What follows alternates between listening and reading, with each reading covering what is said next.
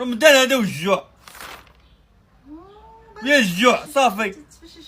كلنا عارفين دريس وكلنا عارفين باللي عنده التوحد، ولكن شنو هو التوحد وشنو هما الأعراض ديالو؟ التوحد أو ما يعرف باضطراب طيف التوحد هو حالة عصبية كتأثر على طريقة تواصل الشخص، التفكير ديالو والتفاعل ديالو مع الناس. علاش استعملنا هنا كلمة طيف؟ حيتاش الأعراض كتختلف بزاف من شخص لآخر، ونقدروا نقولوا بأن كل واحد عنده التوحد ديالو اللي مختلف على الناس الآخرين. من أعراض التوحد صعوبة في التواصل، مثلا طفل كيكون ما كيهدرش بزاف، التواصل البصري كيكون محدود أو لا منعدم، يعني الطفل ما كيشوفش في عينين الشخص اللي كيخاطبه، ويقدر ما يجاوبكش فاش تعيط ليه بسميتو، ويقدر يبان انه ما كيسمعش اصلا. من غير هذا الشيء يقدر يكون تاخر في تطور اللغه، بحال تكرار بعض العبارات اللي كتسمى بالايكولاليا، او في بعض الاحيان كيكونوا كيهضروا بنغمه صوت رتيبه او بنغمه غنائيه.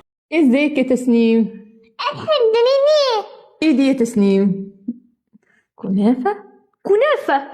دي كنافة باللوتس. وايه دي يا تسنيم؟ كنافة شوكولاتة. هي. من الأعراض الأخرى يقدروا يكرروا نفس الحركة أو نفس الكلمات، وكيكون عندهم روتين صارم، وأي تغير صغير يقدر يسبب لهم توتر، كما يقدر يكون عندهم صعوبة في فهم المشاعر ديالهم أو ديال الناس الآخرين. ولكن ماشي كلشي كيعاني من نفس الأعراض، كاينين أطفال اللي ما كيهضروش نهائيا، وكاينين آخرين اللي عندهم ذكاء عالي ولكن صعوبة غير في التواصل. هادشي علاش كنسميوه الطيف. من غير دريس كاينين بزاف ديال الشخصيات المعروفة اللي عندها توحد، بحال إيلون ماسك، أنثوني هوبكنز وغريتا ثامبرغ. كاينه فئه نادره كتسمى بمتلازمه سافانت، وهي حالات كيكون عندهم فيها قدرات استثنائيه في مجال معين، بحال الذاكره الخارقه، الحساب السريع او الفن، بحال شخصيه شون مورفي في The Good Doctor. التشخيص غالبا كيكون في مرحله الطفوله المبكره، فاش الوليد كيكون وصل 16 شهر ولكن باقي ما قال حتى شي كلمه، او فاش كيكون فقدان مفاجئ للغه او مهارات التواصل في اي عمر. ما كاينش علاج نهائي للتوحد لانه ماشي مرض،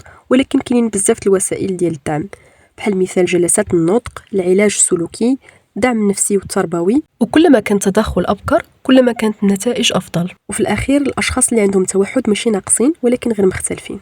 مع السلامة.